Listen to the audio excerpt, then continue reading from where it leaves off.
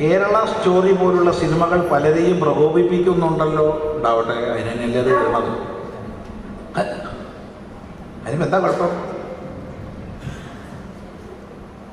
എന്താ കുഴപ്പം? പ്രകോപിതരായി എന്നുള്ളതുകൊണ്ട് എന്ത് കുഴപ്പം?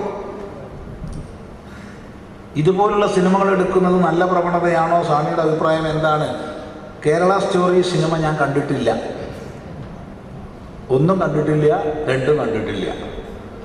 അപ്പം കാണാത്തതിനെ കുറിച്ച് അനുകൂലമോ പ്രതികൂലമോ പറയാൻ പറ്റില്ല. എന്നാൽ കേരള സ്റ്റോറി 1 എടുക്കുന്നതിന് മുൻപായിട്ട്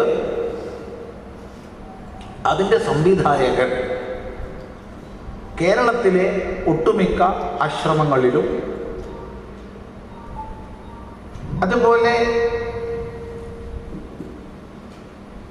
ഹിന്ദുധർമ്മത്തിൽ നിന്ന് പരിവർത്തനത്തിൻ്റെ മഹാവിപത്തിലേക്ക് എത്തിപ്പെടുന്ന ഇവിടുത്തെയൊക്കെ ആചാര്യന്മാരുമായിട്ട് സംസാരിച്ചിട്ടുണ്ട്. അതിൻ്റെ ഭാഗമായിട്ട് കുളത്തൂരും വന്നിട്ടുണ്ട്. കേരള സ്റ്റോറി എടുക്കുന്നതിൻ്റെ 1-2 വർഷങ്ങൾക്ക് മുൻപുള്ള കഥയാണ് പറയുന്നത്.